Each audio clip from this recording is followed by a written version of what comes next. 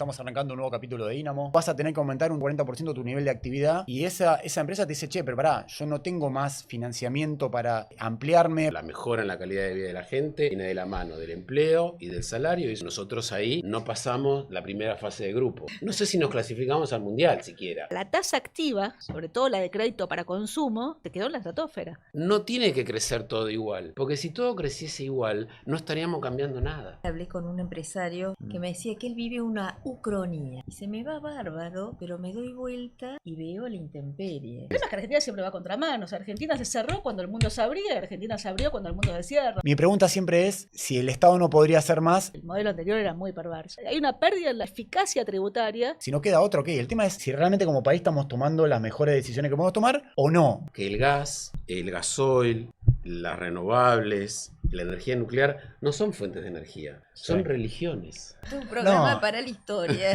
Muy bueno. Buenas tardes a todos, estamos arrancando un nuevo capítulo de Dynamo con Marina del Poyeto, que acaba de llegar, Silvia Naistat, una amiga de la casa, todos ustedes la conocen, editora de Economía de Clarín, y Gustavo Lopetegui, que siempre es un placer que cuando está acá en Argentina nos hace el placer de darse una vuelta.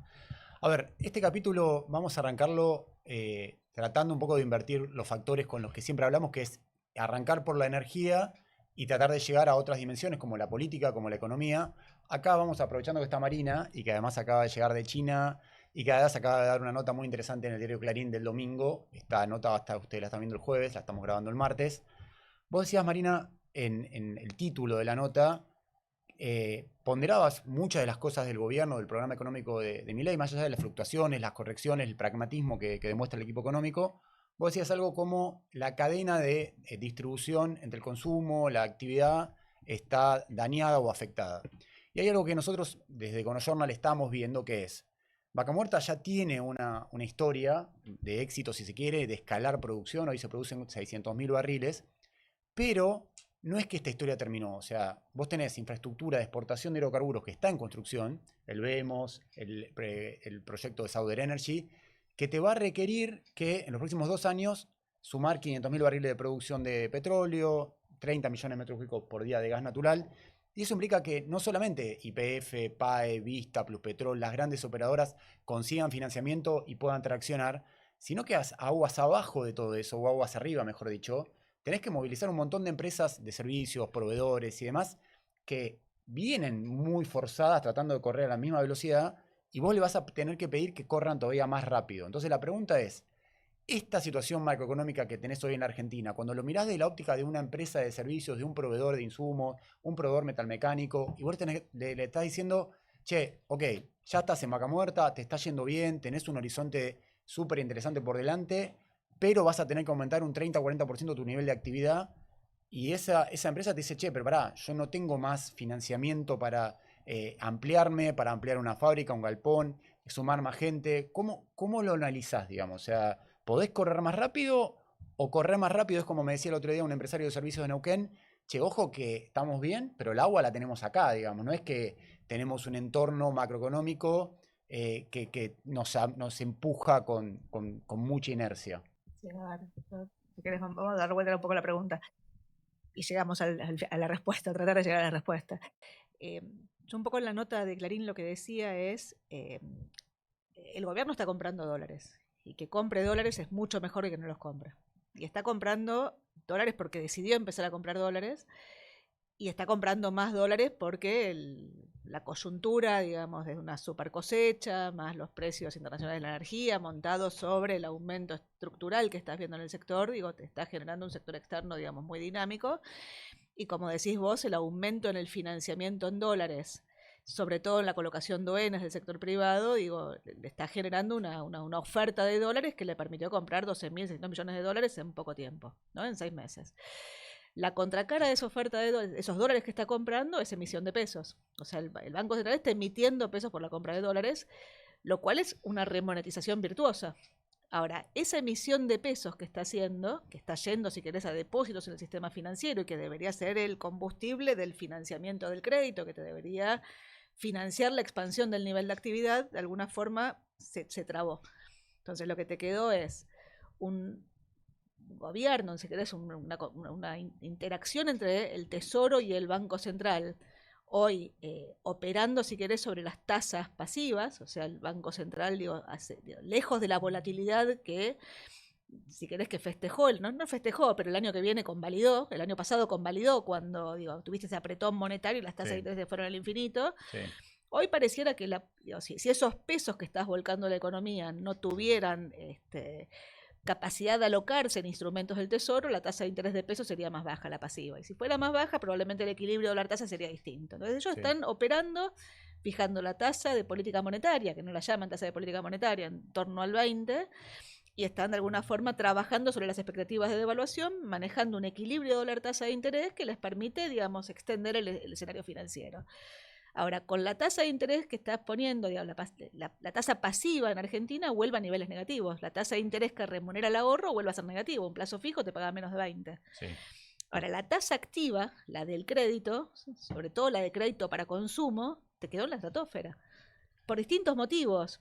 Pero lo que digo es, la lógica que es que vos remonetizás, y detrás de la remonetización, lo que es una expansión del crédito, te expande el nivel de actividad y que hace que esa remonetización sea virtuosa, de alguna forma se trabó, en parte por cambios estructurales en la economía asociados a nuevos jugadores, en parte porque cambiaste de régimen macroeconómico y pasaste de un régimen de tasas de interés negativas e inflación acelerándose que te licuaba las cuotas a un esquema de tasa de interés positiva, muy positiva, sobre todo en crédito para consumo, y una inflación desacelerándose que dejó de licuar las cuotas, lo cual es virtuoso que la inflación se desacelere, pero el cambio de régimen hace que la lógica de endeudarte para financiar proyectos, digo, sea totalmente distinta a la que tuviste en el pasado, y eso es un poco lo que, ahora, yendo a tu pregunta, es el financiamiento barato que tuvo la Argentina en los últimos años, donde los créditos no se pagaban, se licuaban, bueno, eso desapareció. Ahora, el canal de transmisión, si querés, de la política monetaria al crédito, bueno, hoy no está operando.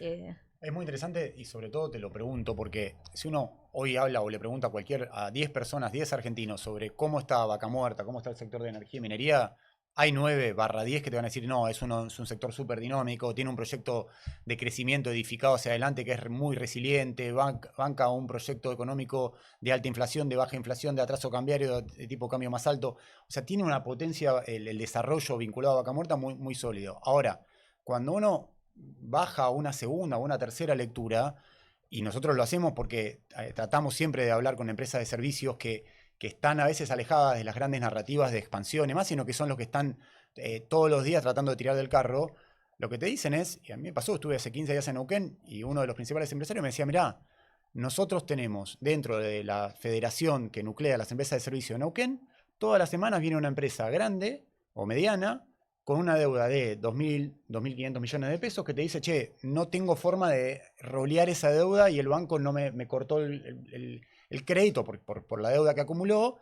Tenés esta situación paradojal que tiene el sector petrolero, que es que muchos contratos están en dólares, lo cual a veces es una garantía, todos quisieran tener un contrato en dólares. En un momento que tuviste inflación en dólares en los últimos 6 meses, es complicado para las empresas proveedoras y de servicio. Entonces yo digo, fíjate qué interesante, o sea, todos vemos que Vaca Muerta tiene un ramp-up de producción, de actividad, de inversión, o sea que hay actores internacionales que están llegando, pero sin embargo hay una segunda lectura que, por eso me pareció interesante la nota de Clarín, que te dice, che, ojo que si le vas a pedir a esa industria, a las empresas de servicio, proveedores, que te sigan acompañando para seguir escalando el nivel de producción de petróleo, gas y proyecto de infraestructura, alguien va a tener que pensar cómo financiar a esas empresas de servicios si querés que crezcan. No sé, Gustavo, si es una lectura que coincidís o no tanto, digamos. No tanto. Bien. Bueno, hoy vamos a hablar más de economía que de energía. Puede ser. Por donde viene el panel. Yo creo que todo lo que estamos viviendo hay que mirarlo como una transición. Y me parece que para entenderlo hay que focalizarse en la película. O sea, es una transición que dura mucho tiempo. Para empezar por los consensos. Yo creo que todos estamos de acuerdo que la economía argentina durante varias décadas, no años, décadas, tuvo un muy mal desempeño. Ponele el número de décadas que quieras. Pero el resultado está claro. Bajo empleo, bajos salarios y pobreza. De la mano de baja inversión, y una inversión de la poca que había, dirigida con algunos criterios que no siempre eran lo de buscar la mayor productividad. Y está claro que los salarios van de la mano de la productividad. Podemos tratar de inventar la teoría que querramos, pero la mejora en la calidad de vida de la gente viene de la mano del empleo y del salario, y eso viene de mano de crecimiento y productividad.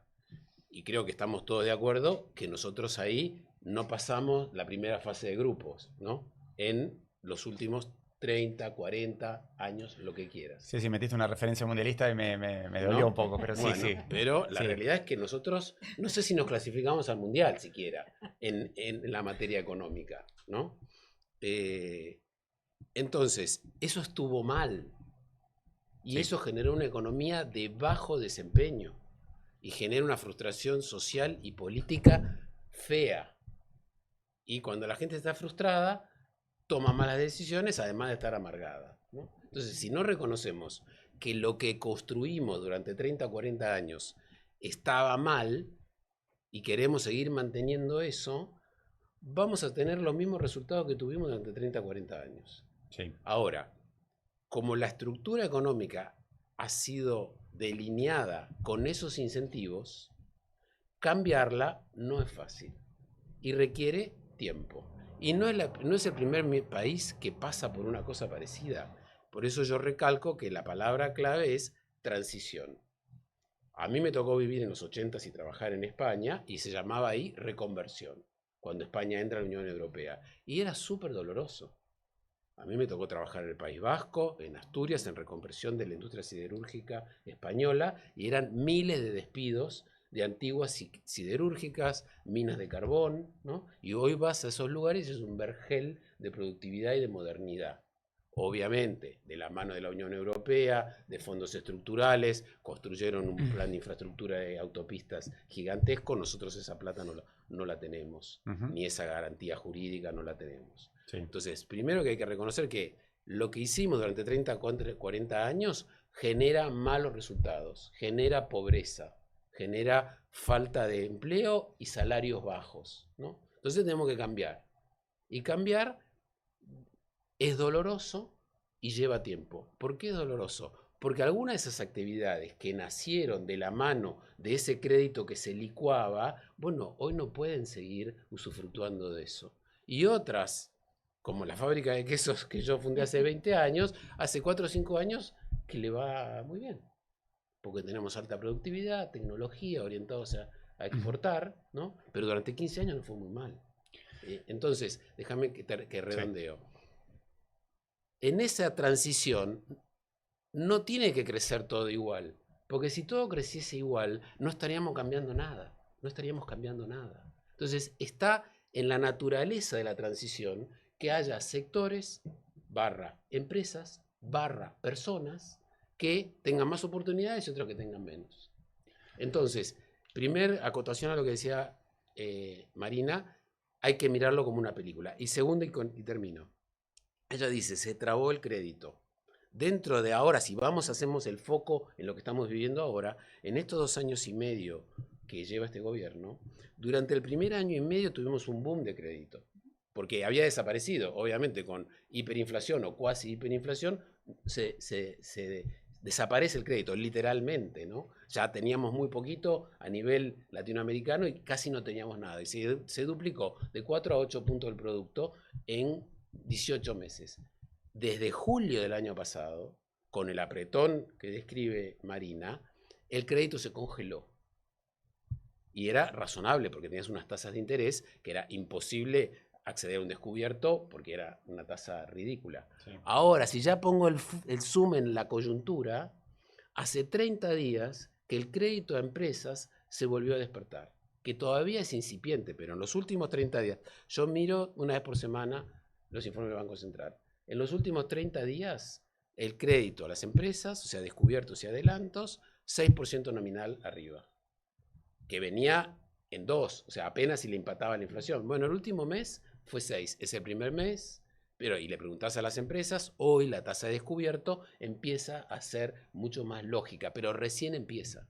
Ahora, si vos le das, y en el periodo previo al apretón monetario, crecía 5 o 6% mensual, que es un montón, ¿no? Porque 5 o 6, restale 2, multiplicarlo por 12, te da tasa de crecimiento interanual de 60%.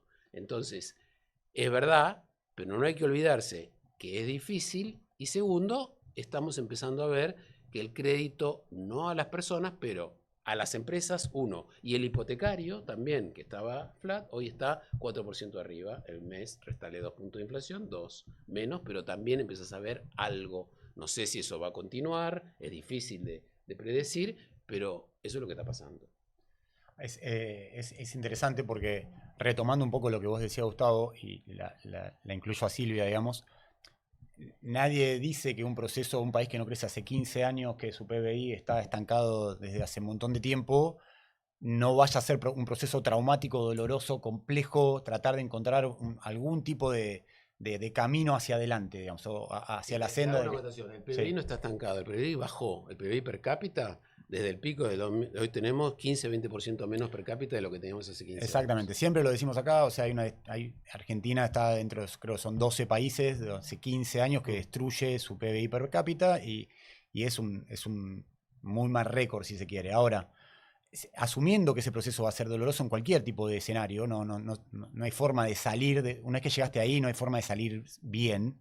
La pregunta que yo me hago es, y porque este programa apunta al sector de energía o a tratar de problematizar un poco eso, es, si vos tenés un sector que es uno de los pocos que hay un consenso mayoritario que tiene un proyecto ya establecido hacia adelante, ¿cómo lo apuntalás? ¿Cómo evitás que ese proyecto no se te trunque?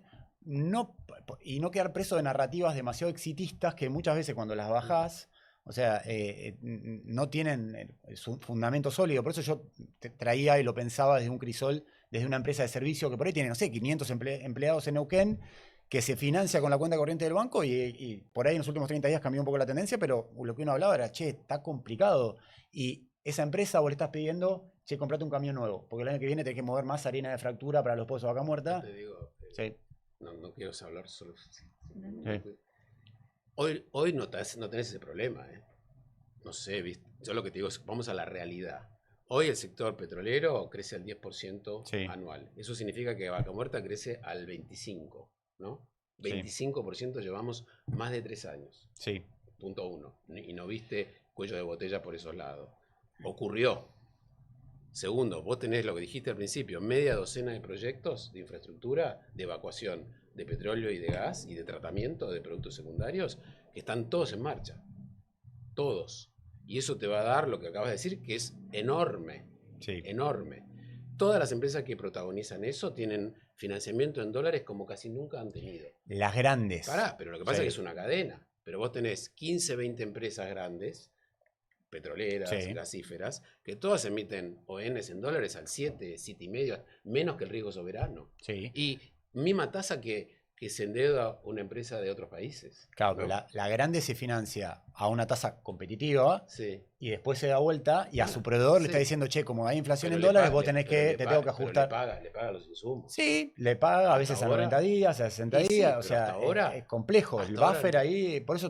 lo que digo es hasta ahora y el horizonte que tenemos de los próximos años para el sector, no hay ninguna amenaza de corte por falta de financiamiento. Obviamente, si vos tuviste 8 meses con el descubierto a una tasa real estratosférica, los que se financiaban en la cadena con el descubierto tuvieron un problema. Lo que yo te estoy diciendo ahora es, eso está empezando a desaparecer. Y segundo, si esa empresa grande empieza a tener problemas de que sus proveedores no le entregan, quédate tranquilo que algo va a hacer para que puedan tener financiamiento sus proveedores, porque si no, no puedo operar. No, es interesante. Silvia, vos tenés esa sensibilidad natural, porque hace muchos años que seguís el sector empresarial y cómo tenés esa sensibilidad en la mano para entender cómo está, si se quiere, las principales empresas de un sector como el de energía, sumá también el de minería. ¿Qué es lo que estás viendo de este escenario, digamos, si tenés que marcar algo? Yo te diría, en general, justamente ayer hablé con un empresario grande que me decía que él vive una ucronía. Es decir, ¿qué es una ucronía? Una realidad paralela.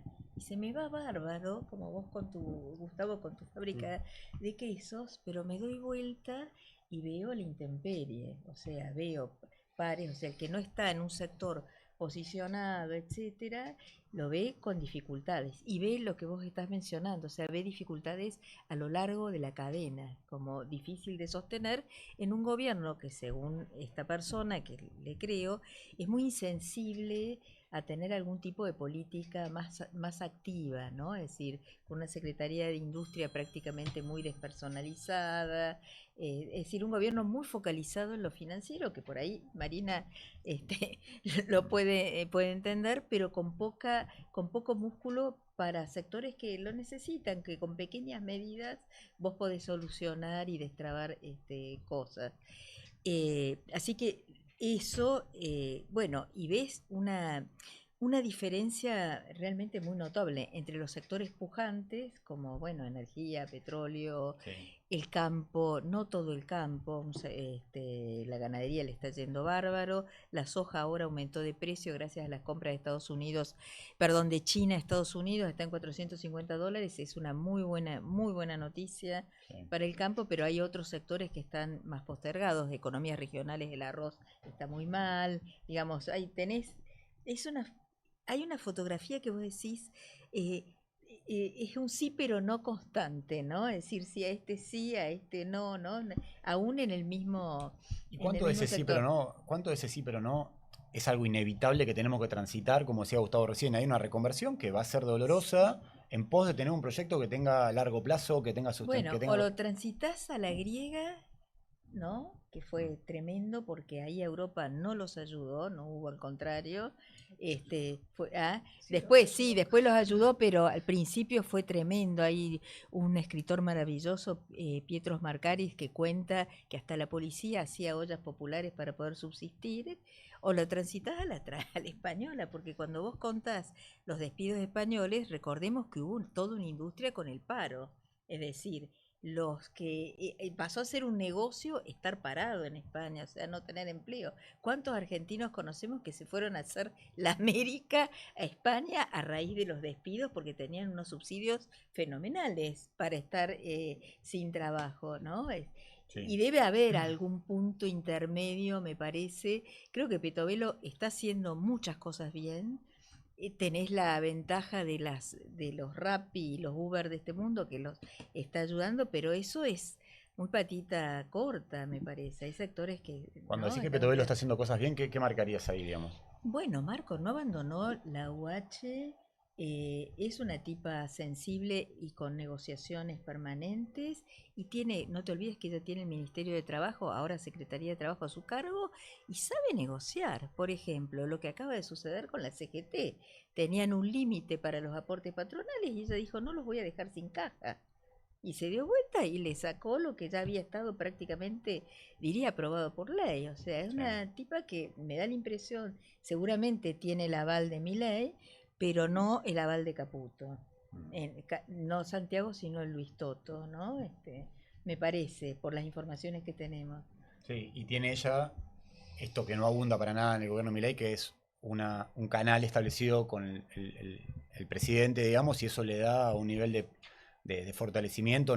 Son muy poquitos los funcionarios que pueden tener esa palanca. Bien. No sé, Marina, si en la descripción que hacía Gustavo recién hay algún elemento que quieras recuperar como para profundizar o meter algún matiz ahí también. No, Mario, lo primero que diría es, claramente vos tenías, o sea, el modelo anterior era muy perverso. O sea, el esquema de tasa negativa con brecha cambiaria alta, digo, generaba incentivos a tomar, yo siempre digo, todos los pesos baratos que había en el sistema, comprarle todos los dólares baratos que había el Banco Central. Si podías vender en el mercado de precios descuidados, eras Gardel, digo, te generaba una distorsión de precios en la economía que generaba incentivos muy perversos al funcionamiento y bueno, detrás una economía estancada durante 15 años, cayendo el PIB per cápita, si querés. Ahora, el punto es cómo pasás de un esquema al otro y qué estructura dejás para el otro. Él pone el ejemplo español, pero podés poner el español, de Europa del Este, el de Chile, el de, yo qué sé, hay muchas economías que transitaron, yo qué sé, desde Singapur, si querés, China, digo. Sí.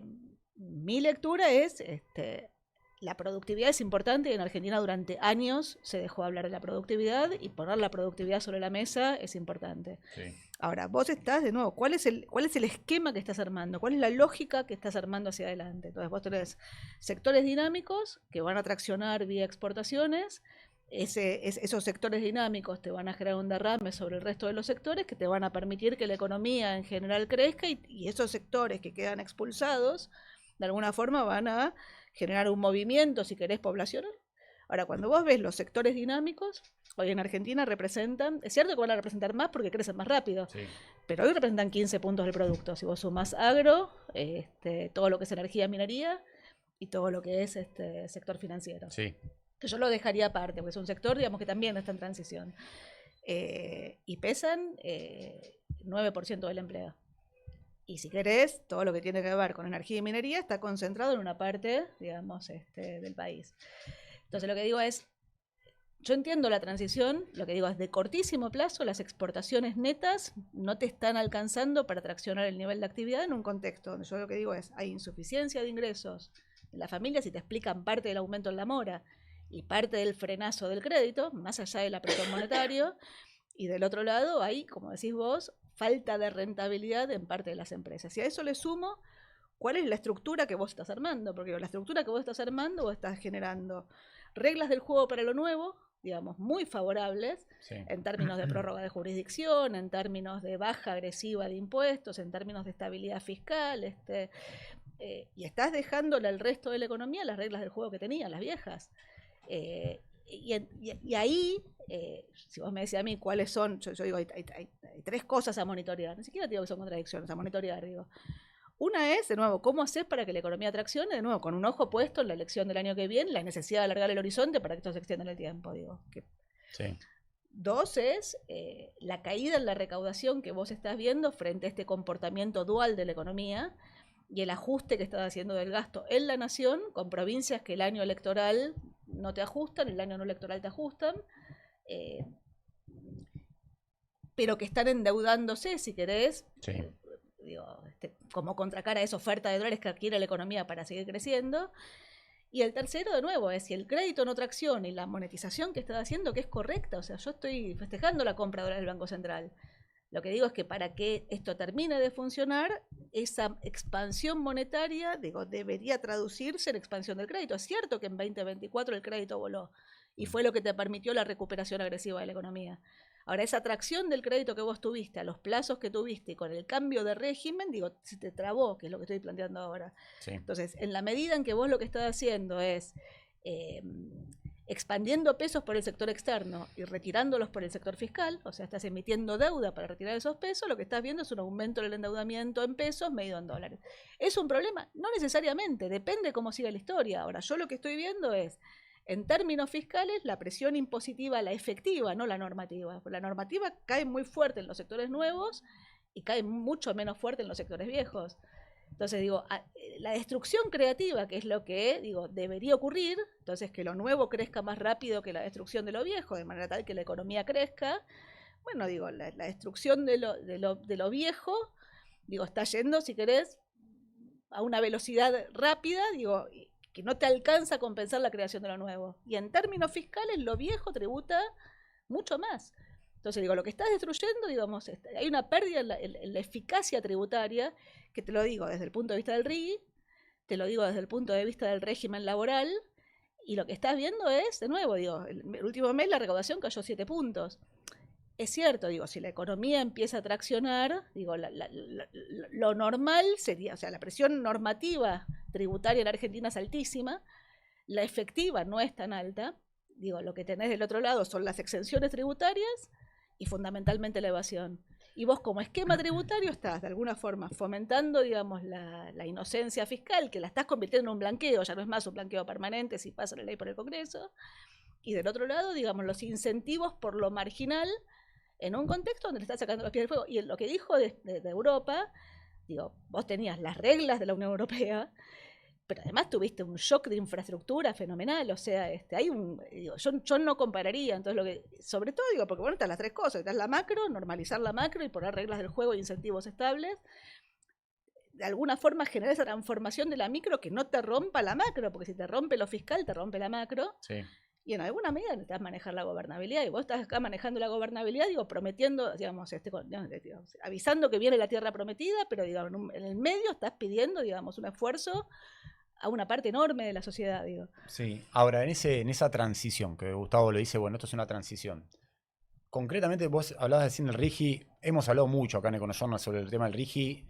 Es un instrumento que se creó para catalizar proyectos de infraestructura como el Vemos, como proyectos de exportación de GNL, que es dificilísimo que la Argentina se pueda convertir en un país. Y me parece que ahí había un consenso. Ahora pasaron dos cosas. Se amplió el RIGI hacia proyectos de upstream de petróleo. La otra semana, Daniel Gerol, uno de los principales consultores de petróleo y gas de la Argentina, él decía: me preocupa la pérdida de equilibrio del instrumento, un buen instrumento que tal vez no hay una cuestión de equilibrio ahí en esta cuestión de con lo existente, con otros, el régimen impositivo que existe con otros sectores que están en la economía, el agro y demás, cómo empalma, cómo marida. Y lo otro que pasó también es, siempre pasa esto, los gobiernos se usufructúan de la narrativa del rígido. Entonces vos decís, bueno, tenés proyectos por 120.000 millones de dólares presentados. El gobierno, los funcionarios tienen el rol de decirle a la sociedad: miren todos los proyectos, porque también está en su trabajo vender una expectativa hacia adelante y uno lo respeta. También el rol nuestro como periodista es decir, bueno, ojo, atención, que esos 120.000 millones de dólares solamente hay 20.000 que están aprobados y ejecutados la mitad más o menos. Es el rol de cada uno en el sistema y está bien. Pero hay cierto, como que se ha ido ensuciando ese instrumento. No sé si querés hacer una reflexión y me interesa, Gustavo, ver qué pensás vos sobre eso A también. mí, una de las cosas, yo que sé, vos mirás a Irlanda, ¿no? Digo, Irlanda tuvo un régimen muy favorable del impuesto a las ganancias para atraer inversiones y fue muy exitoso en traer inversiones. O sea, todas las empresas grandes tecnológicas, digo, se radicaron en Irlanda, digo, y de hecho hay una diferencia entre el PIB de Irlanda y el PIB de verdad. O sea, todos los ratios son, viste, con los dos números. Sí. Ahora, tanto Irlanda como Chile, digamos, que tuvieron regímenes muy agresivos de baja del impuesto a las ganancias, digamos, para atraer inversiones. Digo, cuando tenés giro de utilidades, digo, la alícuota es alta. Digo, acá mantuviste el mismo régimen anterior, o sea, es como que, no sé, o sea, mi lectura es, yo no sé, independientemente si está bien o está mal, digo, dejémoslo de lado eso, digo, ¿cuál es la estructura tributaria que te queda? ¿Y cuál es el Estado que te queda del otro lado? Porque está clarísimo, digamos, y vuelvo a lo de Gustavo, que en Argentina, digo, no se discutió ni la productividad ni la calidad de los bienes públicos. O sea, digo, las clases medias se escaparon de los bienes públicos porque, digo, ni la educación funcionaba, ni la salud funcionaba, ni la seguridad funcionaba, digo, con lo cual nadie veló por eso y entonces, digo, no hay nadie que tenga autoridad para hablar de... Pero digo, ¿cuál es la lógica que tenés del otro lado? Digo, Sí, lo que te va a decir una empresa grande que adhirió al RIGI es: yo parte de lo que exporto y las divisas que genero las vuelvo a traer a la Argentina, una parte muy importante para pagar proveedores, para pagar gastos, costos y demás.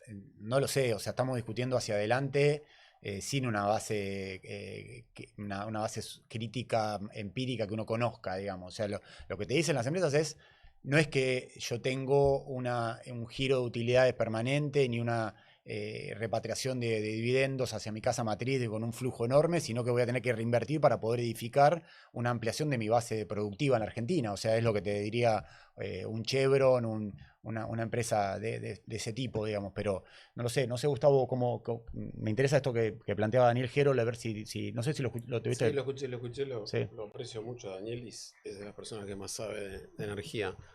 No, yo me quedé enganchado con lo anterior, que para mí es más importante. Marina, cuando describe el régimen anterior, describe al gobierno de Alberto. Porque cuando dice tasa de interés negativa y brecha, es la caricatura estúpida que fue la política económica del gobierno de Alberto.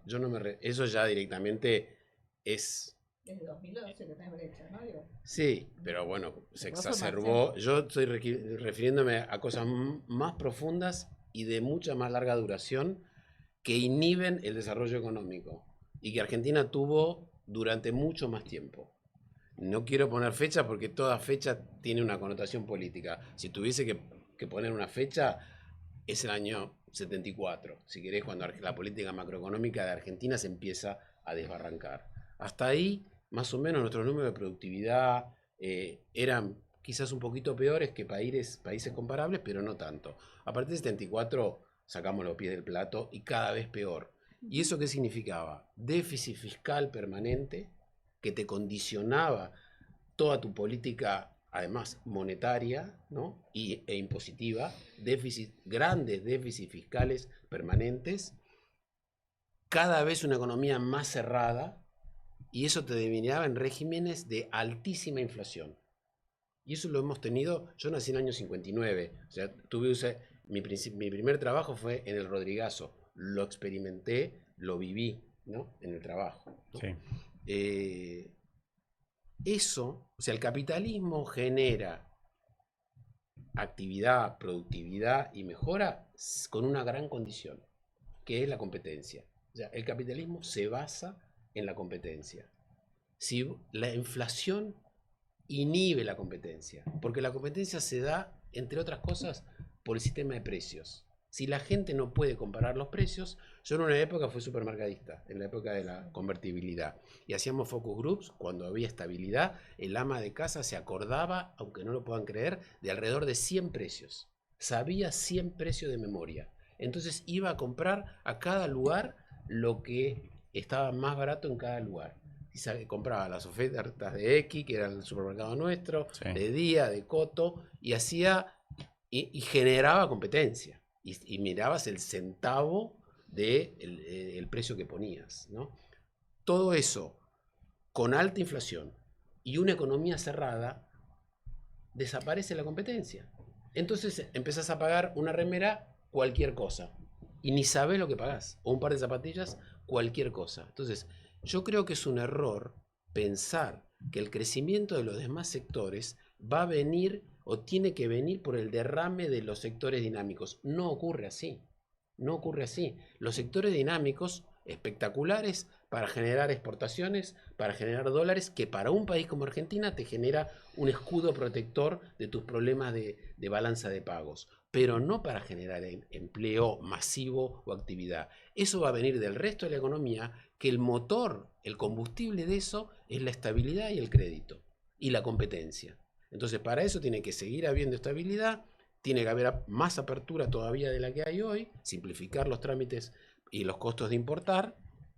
La mayor ventaja de exportar más es poder importar más. Para eso los países exportan, para poder importar de todo, insumos, maquinaria, ¿no? Y bienes de consumo también. Entonces, y no creo que le esté ganando la destrucción a la creación, porque estamos creciendo al 2%. Si le ganase la destrucción a la creación, no estaríamos creciendo. Ojalá le ganase por 4 puntos y no por 2, ¿no? Porque entonces, si le empieza a ganar por 4 puntos, vamos a empezar a notarlo más en el empleo y en los otros sectores. Sí. A ver, digo, yo con Gustavo, digo, la verdad que nos queremos, a pesar de... Pero digo, creo que varias cosas, ¿no? Creo que la historia de poner el 74-75 como el quiebre de Argentina es correcto, pero decir que la Argentina fue una economía cerrada desde el 74-75 hasta hoy, creo que se abrió, se cerró, se abrió, se cerró. Tuviste periodos de estabilidad fiscal, tuviste periodos de déficit fiscal, tuviste rupturas de... O sea, es una historia, digamos, que la verdad, digo, es básicamente una historia pendular, digo, donde, no sé, digamos, el que tira... Y la pregunta es, digamos, ¿qué modelo se te impone? Y lo peor es que no es uno, ¿viste? Es que terminás rompiendo la historia. Sí. Con respecto a esto de los, insisto, lo nuevo y lo viejo, es cierto, estás creciendo al 2%. Pero digo, lo que está creciendo empieza a tributar menos que lo que está cayendo. O sea, en términos fiscales la recaudación está cayendo 7. Y entonces digo, ¿cómo? Marina, no está cayendo 7. ¿La recaudación no está cayendo 7? 7% interanual, porque mirás el último mes, sí, que está incluido impuesto a la ganancia, que se traspasó el vencimiento del año siguiente. Si vos mirás los impuestos ligados al nivel de actividad, que son 4. 3, 4. Bueno, no es lo mismo 4 que 7. Bueno, está bien, no es 2. O sea, está bien, estamos en el medio, partimos en el medio. Digo. Partimos la diferencia. Pero lo que digo, la recaudación está cayendo. O sea, en términos fiscales estás perdiendo ingresos y vas a perder más ingresos en la medida que los nuevos regímenes se empiecen a aplicar, digo. O sea, la pregunta es, de nuevo, ¿cómo compatibilizás el crecimiento con, digamos, con la inclusión? Y ahí ¿pero qué podrías hacer, Marina? O sea, no, a ver, yo lo que te digo digamos. es, cuando vos mirás los procesos de apertura, Chile, digo, que lo hizo, digo, un gobierno militar, o sea, fue Vigi el que estabiliza en Chile. Sí. Y el tipo te dice, no digo, pero digo, básicamente te dice, o sea, nosotros abrimos la economía priorizando un tipo de cambio alto y baja de impuestos. Baja de impuestos. Si vos lo que tenés es mantener la estructura tributaria, abrir la economía, priorizando el tipo de cambio como ancla antiinflacionaria, digo, la destrucción es mayor. O sea, yo entiendo que la productividad, o sea, el punto es cuáles son los y cómo manejás el cambio estructural hacia adelante. Es que es súper interesante, porque uno, por ejemplo, nosotros tenemos el 11 de agosto un evento que se llama Supplier Day, es un evento de proveedores de la industria de oil and gas. Y muchas veces ese evento lo organizamos junto con Sabina Trocero, que es una consultora de estrategia que tiene base en Córdoba. Y ella siempre dice, es como, bueno, este es la cancha donde jugás, las empresas proveedoras metalmecánicas o de insumos en Argentina tienen que importar productos y trabajar muy fuerte en la prestación del servicio, servitizar su oferta, digamos, como ser muy bueno en la oferta de servicio y, bueno, traer el componente de afuera. Y eso tiene que ver con que, bueno, tenés una apertura de la economía, un tipo de cambio atrasado, si te quieres, bueno, no podés ir contra el viento. O sea, con un jugador que es China. Bueno, ok, ¿Tiene? esa ya es otra variable que te complica todavía Pero a ver, mucho yo lo que más digo, el el análisis. problema es que Argentina siempre va contra mano. O sea, Argentina se cerró cuando el mundo se abría, Argentina se abrió cuando el mundo se cierra. O sea, siempre. El mundo no se cerró. El mundo se está cerrando bastante. O sea, el nivel El de proteccionismo está aumentando. Sí, el comercio. como producto. Pero China sigue creciendo. sí, está bien, pero China tiene cada vez más saldo exportable, vendiendo cada vez más barato, digamos, a un mundo que le pone cada vez más aranceles. O sea, sí, el mundo se está cerrando. O sea, la globalización que vos viste, donde la prioridad era bajar costos, esa globalización hoy no está. Digo. Hoy hay una globalización mucho más fragmentada. Si querés que escaló después del Liberation Day, pero digo, lo que estás viendo, digamos, en la discusión en los países desarrollados es, bueno, es cómo se manejan frente a la avalancha de productos chinos. Y en Argentina, digo, si bien claramente el alineamiento estratégico del país es con Estados Unidos, como me dijo la vez pasada Esteban Acti, yo digo, bueno, ¿y cómo te juega esto, digamos, respecto a China? Y me dice, mira, la verdad, los cancilleres despotrican, pero los ministros de Economía están felices, digo, cuando vos ves el ingreso de las importaciones chinas de la Argentina. Entonces lo que digo es, te estás abriendo en un mundo que se está cerrando con un set de precios relativos. Digo, vos ves la productividad china y ves la productividad argentina, y bueno, yo qué sé, digo, digamos que no es la misma en términos, ni siquiera te digo en términos de persona, en términos de infraestructura, en términos de el tema es cómo podés, porque obviamente no hay un blanco-negro nuestro, son un montón de grises y es un degradé, y el tema es qué degradé aplica para cada sector en particular. Entonces, ¿cómo podés ecualizar? Porque alguien te podría decir, es obvio que tenés que empezar a traer producto chino, no podés competir en un producto mecanizado que cuesta, no sé, 50 centavos de dólar. Y no, Argentina nunca va a poder. El tema es si ese trabajo de ecualizar todas las perillas que tenés que ir tocando, Argentina lo está haciendo bien, o en todo caso si se está intentándolo hacer, porque ese es el punto de vuelta. Nosotros le damos bastante bola a la cadena de valor, le deberíamos dar más bola todavía.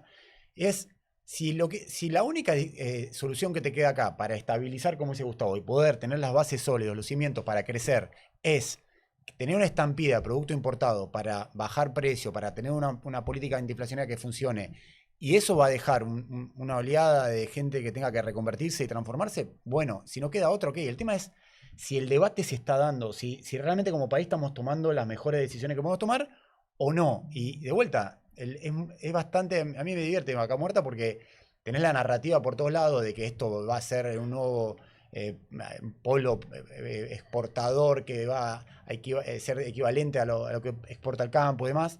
Pero cuando ves por abajo y vos preguntás, Checo, a las metalmecánicas de Córdoba, che, ¿cómo estás? El tipo que trabaja para Oil and Gas. Y te va a decir, los márgenes me hicieron pelota, como decías vos, o sea, tengo márgenes cortitos, y estoy viendo cómo cambia la cultura de la empresa para traer una parte de China, tengo que reducir personal acá, pero bueno, y si es la que te queda, yo no tengo problema. Si es ácido, o sea, hay que aprender pero el tema es que sea el camino que hay que tomar. Esa es la discusión. El problema, Nico, a veces en la discusión es la disociación entre los datos y el debate. Yo te hago una pregunta. ¿Vos qué crees que en el 2015 se importaba menos o más que ahora? Más que ahora. 30% más, te lo digo yo. Sí. Entonces, ¿dónde está el boom importador hoy? ¿Cuál boom importador? Está bien, pero digo, como me decía mi mamá, si te vas a comparar, comparate con el mejor de la clase, no con el peor, digamos. No, pero si vos decís, hay un boom, hay hay una reconversión. Sí. 2015, récord de actividad. Sí, pero con un atraso que era un régimen que estaba... La política de stocks, ¿no? Claro. ¿Pero dónde? La política de stocks donde la señal pero a la población pero de yo te stocks muestro con el la tasa cuadro. negativa. Estamos de los últimos 20 años en niveles más bajos de importación per cápita. y te saco la energía, si querés, para ser más justo. Entonces, ¿dónde está el boom importador? ¿Cuál es el boom importador? Bueno, vos haces en lo que tiene que ¿Sabés ver lo que pasa? ¿Cuál es la diferencia? Que las importaciones son más baratas. Entonces se generan más competencia y generan baja de márgenes. No que estemos importando más, sino que se ha quitado el doble IVA, doble ganancias. Era carísimo importar en Argentina, sigue siéndolo. Sí. Entonces, lo que pasa es que caen los márgenes porque hay más competencia. Si te dejaban pagar era baratísimo pagar. Con brecha, cuando te dejaban pagar era Pero baratísimo. si lo de la brecha directamente es pornográfico. Entonces no vale la pena mirar esa película. ¿viste? No, pero lo que digo, en los momentos de brecha, los niveles de importaciones eran absurdos porque los stocks eran absurdos, porque toda la economía funcionaba con Lo que te reglas de digo juego que es eran hoy, absurdas. Digo. lo que lastima el margen de las empresas no es la cantidad de lo que se importa, sino que se importa a precios más competitivos. Y eso es lo que hace que si alguien paga la zapatilla la mitad de lo que la pagaba, con esa plata va a poder comprar otra cosa o hacer otra cosa. Y eso es lo que te genera el movimiento económico. La industria, si hoy la construcción estuviese 20% más arriba de la que está, probablemente la discusión que estamos teniendo no la tendríamos, porque son puestos de trabajo de niveles socioeconómicos bajos que generan mucho más consumo. Y que la construcción esté como esté, no tiene nada que ver con el dólar. A ver, yo estoy totalmente de acuerdo que había que cambiar los precios relativos. Precios de bienes eran ridículamente caros en Argentina, precios de servicios regulados eran ridículamente baratos en la contracara de los subsidios y del déficit fiscal, los precios de los servicios en general eran baratos en Argentina, y vos fuiste, si querés, a cambiarlos en la dirección correcta. O sea, los precios de los bienes cayeron o estuvieron por debajo de la inflación, los precios de los servicios regulados subieron casi al doble que la inflación, y la cuenta de subsidios se achicó significativamente, los precios de los servicios no regulados están subiendo bastante por encima de la inflación. Entonces, vas en la dirección correcta. Si querés, desde que arrancó el gobierno con un dólar y una inflación promedio que fueron igual, desde octubre hasta acá, con una inflación que subió al 23-24% y un dólar que se movió 4%. Y cuando miras todos los precios de la economía, los precios de los servicios subieron al doble que lo de los bienes, pero de los bienes subieron en dólares. O sea, toda la Argentina se encareció en dólares. Entonces, lo que digo es, yo estoy de acuerdo con que vos tenías que cambiar precios relativos y la apertura era parte del esquema que vos tenías que hacer. Ahora, abrir la economía de la forma que la estás abriendo, con esta estructura tributaria, con este cambio en las reglas del juego del esquema financiero, que lo tenías que hacer en esta dirección, pero con una tasa de interés que pasó de ser 20 puntos negativa a ser 40 puntos positiva para el crédito para consumo, por ejemplo. Digo, y con una estructura tributaria donde vos estás bajando agresivamente impuestos a los nuevos sectores y le estás manteniendo la estructura tributaria a los viejos, mi lectura es que vas a generar más daño del que a lo mejor podrías haber generado si priorizabas algunas variables del medio, pero digo, claro, o sea, lo que digo, el rumbo está bien en términos de cómo cambiaban los precios relativos. Ahora, usar el dólar como ancla, como lo usaste, bueno, digo, tiene consecuencias. Y de nuevo, digo, la carga que tenés, sobre todo para los ingresos, no estoy hablando, pero también para las empresas. O sea, la carga financiera se convirtió en gran medida porque quisiste no para lo que es el crédito en dólares, donde vos decís sigue siendo más barato porque seguís teniendo controles de capitales. Entonces, el fondeo en dólares en Argentina sigue siendo más barato. Pero lo que es la carga financiera, digo, está pasando a niveles, sobre todo porque el crédito es de corta duración. O sea, a ver, de nuevo, ordenarlo era complicado. Ahora, la pregunta es cuál es el andamiaje que estás construyendo hacia adelante. Sobre todo, mi lectura es en términos fiscales. En términos fiscales, digo, si vos lo que tenés es terminás destruyendo, digamos, lo viejo y solamente te queda lo nuevo, y bueno, digo, la estructura tributaria va a ser distinta, o sea, y la estructura del gasto va a ser distinta. Y vos, tu estructura del gasto, vos la achicaste, o sea, el gobierno hizo un ajuste de más de 6 puntos del gasto, el gobierno nacional, y las provincias hicieron, no sé, 2 puntos más. Es violento el ajuste del gasto. Pero cuando mirás adentro del ajuste del gasto, digo, la verdad es que lo que ves es mucha más licuación y corte a cero de la obra pública que un cambio en la estructura del Estado. Silvia, interesante. Sí. Estoy fascinada con este debate. No sé si hace 20 años que discutimos. discutimos. Es interesantísimo, Nico. Esto es un programa para la historia. Muy bueno. Es que en algún punto si estos debates estuviesen saldados, por ahí no tendría sentido hacer un programa así, digamos. O sea, tratar de hacer el ejercicio de dos personas que saben mucho y sobre un tema que está abierto y una historia que está pasando ahora, que es Vaca Muerta va escalando, pero hasta dónde lo puedes escalar como país si estás tomando las decisiones correctas. Hay algo que tanto Marina como Gustavo comentaron, es con foco en la productividad, que vos tenés que tener buena infraestructura para poder ser elevar el nivel de los estándares de productividad. Y uno mira, la semana pasada hicimos un programa de Aguas Arriba, que es este programa que intenta hacer un doble clic hasta dónde Vaca Muerta puede traccionar capacidades industriales, capacidad de proveedores locales, y con foco en logística, y lo que decían es, bueno, vos vas a consumir este año 5 o 6 millones de toneladas de arena para fracturar un pozo hidráulicamente y ponerlo en producción en Vaca Muerta. El año que viene va a ser 7 u 8, pero para eso tenés que mover una cantidad de camiones por rutas que están colapsadas. ¿Por qué el gobierno, uno entiende que tiene, en función de terminar con el déficit fiscal, frenó obra pública, pero ¿por qué no le cuesta tanto pensar en un programa de infraestructura asociada al desarrollo de Vaca Muerta que no traccione el privado? Porque todo lo que es privado, el Vaca Muerta del Sur, Sí, el gasoducto dedicado para CESA, la planta de NGL de TGS, todo lo que es privado de a poco va, puede ir más lento, más rápido, pero va. Pero ¿por qué nos cuesta tanto, o al gobierno o como país, discutir, che, si no mejoramos determinada infraestructura, no vamos a poder levantar el nivel de productividad? Y eso para un gobierno que entiende que la productividad es como el vector, como decía Gustavo recién. ¿Por qué no podemos encauzar una mejora de la infraestructura vial? ¿Por qué lamentablemente la ventana de hacer un tren a Vaca Muerta se cerró y ya no se va a hacer ese tren? Porque ya a YPF no le interesa ni a Vista, porque tarda 5 años en hacerlo. Entonces ya dejó de ser una solución que eso es otra oportunidad perdida, si se quiere, digamos. ¿Por qué crees que cuesta tanto eso? Mira, vos acabas de decir recién, me parece a mí la palabra mágica de Vaca Muerta, que es YPF. Mm. Yo me pregunto, y te pregunto a vos también que sabes tanto, ¿qué hubiese sido de Vaca Muerta si YPF no se ponía al frente de casi todos los proyectos interesantes de Vaca Muerta? YPF ha sido un factor fundamental, siendo una empresa donde el Estado tiene el 51% de la acción de oro y todo lo demás. O sea, no lo sé, porque es interesante a su vez la política, si se quiere, dual del Estado con YPF. No sé hasta qué punto la figura de Horacio Marín ha hecho mucho para que Milei además esté siempre con su mameluco y defienda de alguna manera lo que era una empresa que él quería liquidar, ¿no? A mí me parece que a lo mejor, como dijo Marina en la entrevista del domingo en Clarín, sean más pragmáticos, ¿no? Sí. Respecto a eso, porque, y Gustavo conoce muy bien, por ejemplo, no es una historia nueva el tema del abandono de la infraestructura en la Argentina. Por ejemplo, la vaca viva, el campo, Sí. el tema de los caminos rurales. ¿Cuántas veces hemos pagado la leche o la carne distorsionó los índices de precio porque no había manera de sacar la hacienda del campo o la leche de los tambos? Sí. Los caminos rurales son un desastre y nunca hubo una iniciativa en serio, hubo propuestas, hablar con la Cámara del Cemento, etcétera, pero nunca se logró y vos estuviste bastante conectado a ese tema.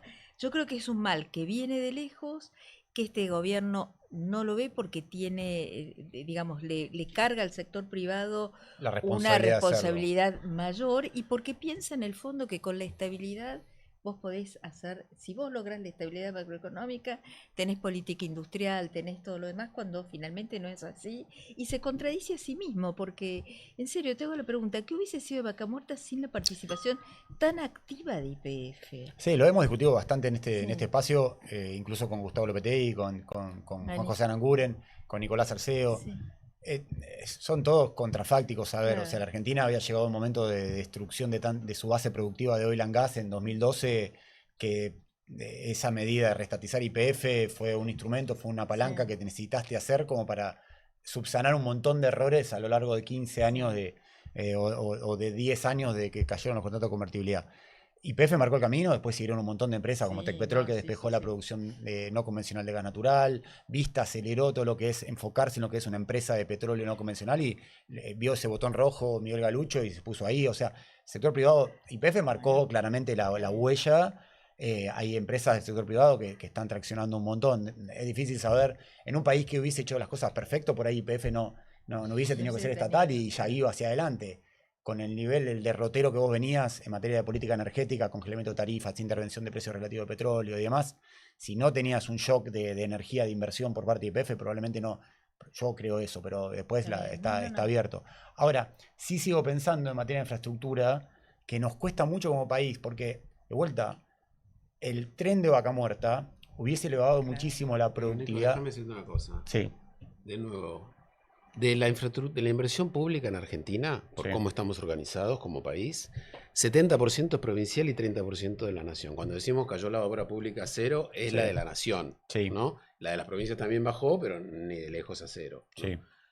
Punto uno. 70% provincias. Sí, pero las rutas son nacionales, Caminos Gustavo, eso. rurales. No, bueno, pero, La buena de las claro, estratégicas pero yo hacia lo que te Vaca digo es, Muerta. en este momento, Sí, la provincia de Neuquén Sí. cobra 12% de regalías de todo lo que se vende de Vaca Muerta. sí, Tiene un flujo no solo actual, sino una capacidad de endeudamiento gracias a ese flujo que no tiene la nación. sí. 70%, y es la responsable de la mayoría de las rutas, no de las nacionales, pero hay muchos de los problemas de logística de Vaca Muerta son rutas provinciales. Pero la mayoría son rutas nacionales que incluso Bueno, pero lo que te las digo, provincias han pedido la con provincialización y no se hizo. boom de recaudación, si hay que mirar a alguien Sí. para ver la infraestructura de Vaca Muerta, es al gobierno de la provincia de Neuquén. No estoy tan de acuerdo en ese sentido porque, por ejemplo, la ruta, la 22, la 7 son, digo, la 22 sobre todo son rutas nacionales, me estoy confundiendo en los números, pero son rutas nacionales que incluso Río Negro y Neuquén pidieron la provincialización en algún caso, el Estado Nacional no lo da, porque a veces por cuestiones burocráticas, o Sí, sea, sí. administrativas, No te de que digo- tenés un área de legales del Ministerio de Economía o de lo que era Vialidad Nacional que te dice, no tengo antecedentes para cederle, entonces un funcionario, 2 años estuvieron pidiendo la provincialización de algunas rutas y no se da. Entre Ríos lo tenés a Frigerio diciendo, che, me están sacando la arena de Ibicuy, deme una mano a mantener y operar las rutas.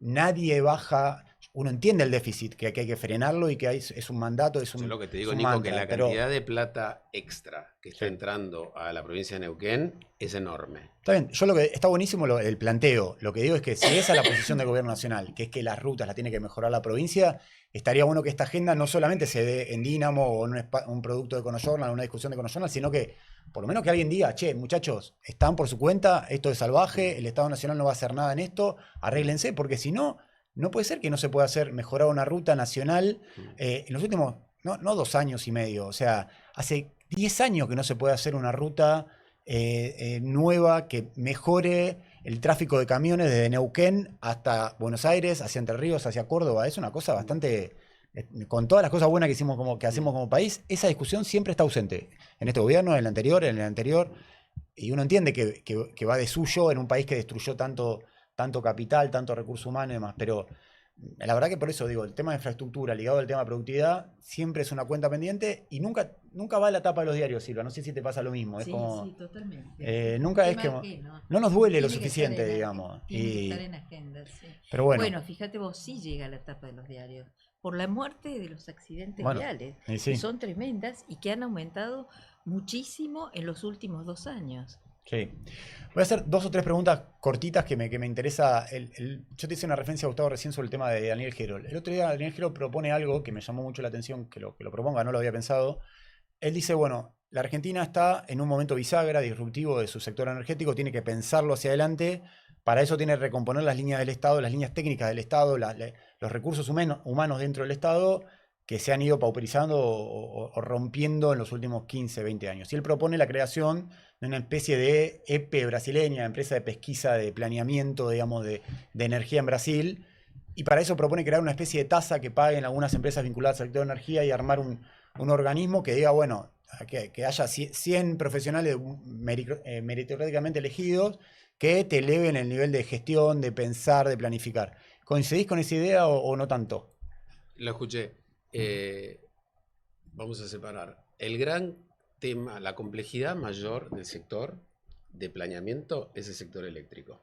Sí. Él ahí decía, con el petróleo no hay mucho que planificar porque es fácil, es un commodity y bueno, y los oleoductos los hace el sector privado porque lo necesita y los está haciendo. Sí. El gas tiene más complicaciones, pero yo te digo, estamos viviendo el último invierno de las complicaciones. Sí. Porque con el gasoducto, la ampliación del gasoducto de TGS, hoy estamos importando 17 millones de metros en los 3 meses del invierno. Ese te da una impresión de 14, con lo cual a partir del invierno que viene, lo que primero podés hasta discutir de mantener la barcaza o no, Sí. porque podrías decir, para esos pocos días No vale que voy a la pena. necesitar, uso gasoil. Es un tema técnico, pero eso es simple, con lo cual lo que te queda, y ahí se acabó la discusión Bueno, y tenés esta discusión de cómo seguimos después del plan gas, pero se va a empezar a parecer más al petróleo porque Sí. vas a tener la infraestructura y vas a tener gas los 12 meses del año. Hasta que no tengas gas los 12 meses del año, cualquier discusión hoy es extemporánea, ¿no? Sí. Y estamos cerquita, nos falta, lástima que no se pudo conseguir este invierno, pero se va, es el último, Sí. ¿no? Lo que es muy complejo es el sector eléctrico. Y de hecho él menciona el estudio que hicimos nosotros, Sí. que yo encargué cuando estaba en la Secretaría, trajimos consultoras de afuera y juntamos a todos los participantes para ver la regulación eléctrica, que es de las cosas más complejas de la economía en todo el mundo. Sí. Y ha habido modas, y como decía muy bien Daniel, ya la marginalidad absoluta, que era la Biblia de los 90, se quedó demostrada que no funciona. Y encima, con todo el uso intensivo de electricidad de los Totalmente. nuevos sectores, peor. O sea Sí, sí. que es necesario un planeamiento del sector eléctrico. Sí. No creo que haga falta ni para el petróleo ni para el gas, ¿no? Hay una conexión del gas con el sector eléctrico, obviamente. ¿Y como ahí te siempre alcanzan los organismos que tenés, o los mixtos, como es a Camisa, que es mí una me empresa parece mixta, que o para no? conociendo lo que es el Estado argentino y la Argentina, el ejemplo de Brasil me parece un poquito imposible. ¿Por qué? Es como Brasil, ¿ya viste? Porque tenemos dificultades, viste, para pagarle bien a los funcionarios del Estado, crear esta tasa. Vos tenés hoy el ENRE, tenés la Secretaría de Energía y tenés Camesa. Sí. Yo creo que con esos tres que muchas veces discutimos, tenemos herramientas que a lo mejor no las usamos bien, pero usémoslas bien antes de tratar de inventar algo nuevo. Sí. Y creo que hay una novedad tecnológica que nos puede, vos lo has traído acá al programa, que nos puede ayudar un montón, que es las baterías, el abaratamiento de la posibilidad de almacenar energía eléctrica que hasta ahora no existía. Porque nosotros tenemos un problema de los picos, nada más. Sí. Y hasta ahora, por la filosofía de que no podés no abastecer de electricidad cuando la gente le da a la tecla, Sí. tenés que sobreinvertir y te sale carísimo para 7 días, como dice siempre Juanjo. No sé, lo dice en horas, año, porque es muy preciso, Sí. pero para 14 días al año que tenés calor en el conurbano, tenés que construir 2 centrales. Desde el punto de vista económico, ahora que aparece la posibilidad, va a ser muy interesante ver esto del Sí, alma, totalmente. cómo desagota los cuellos de botella que tenemos en los momentos pico. Con lo cual, la conclusión que yo saqué de ese estudio que hicimos con la consultora es que es muy, muy complejo. Sí. Y ahí me di cuenta que, cosa que yo no sabía, que el gas, el gasoil, las renovables, la energía nuclear, no son fuentes de energía.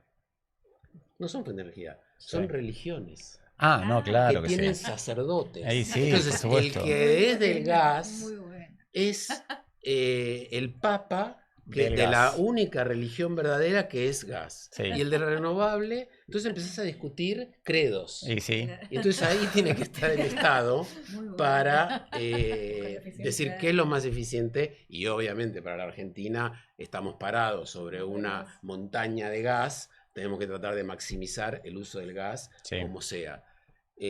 Entonces cuando vos le empezás a meter los intereses creados, el único que puede estar ahí de árbitro técnico es el Estado. Y ahí no, pero no con un nuevo organismo, una nueva. Yo creo que vos tenés Camesa, Sí. que hay un montón de técnicos muy buenos y que saben un montón y que conocen un montón el funcionamiento del Sí. sistema nuestro. Sí. La Secretaría de Energía y el ENRE.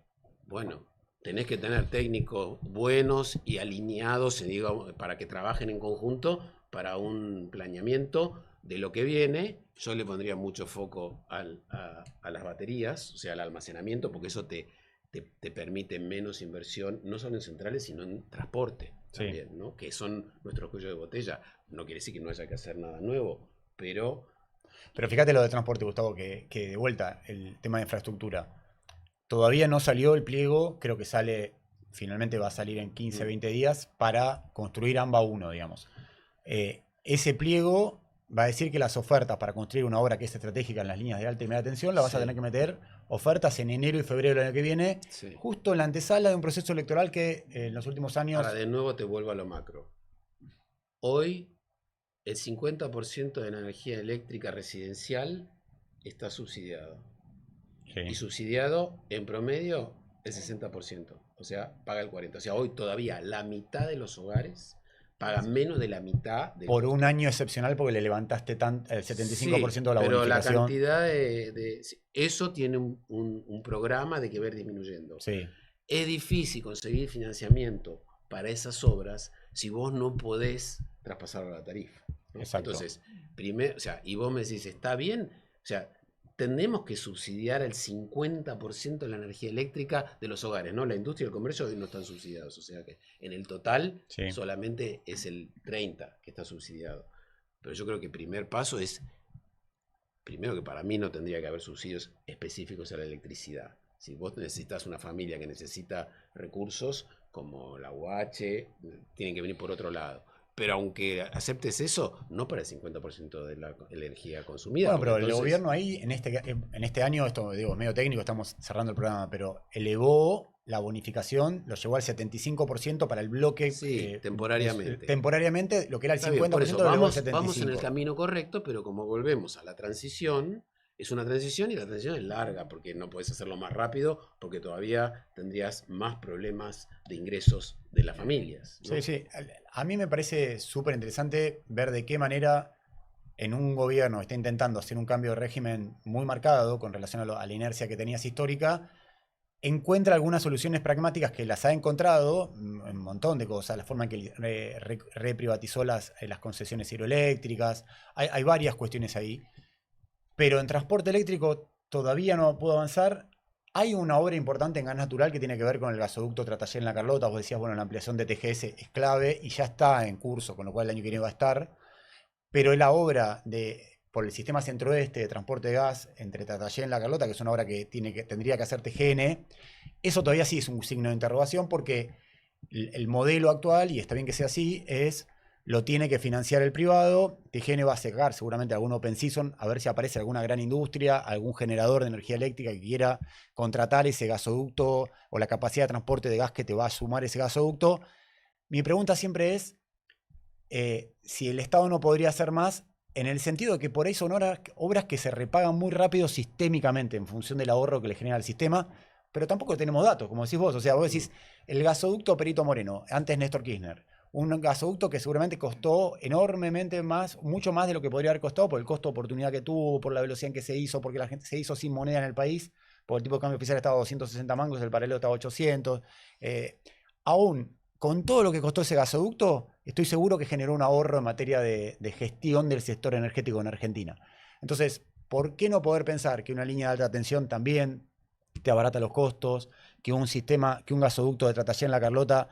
Y eso sí hay cosas que se pueden hacer, digamos. Entonces, retomo esto que decía Daniel Gerold, de que planificar, no sé si planifica Camesa o el ENRE o la Secretaría de Energía, pero claramente nos falta músculo ahí, falta potencia. Alguien tiene que elevar esos temas más rápido para que no terminar preso de una coyuntura, de que una obra la hagas si ya es demasiado evidente, como cuando tenés una guerra entre Ucrania y Rusia y el precio del GNL se te va a $50. Pero bueno, nada, son temas para seguir hablando. Silvia, mil gracias que hayas venido. Gustavo, lo mismo.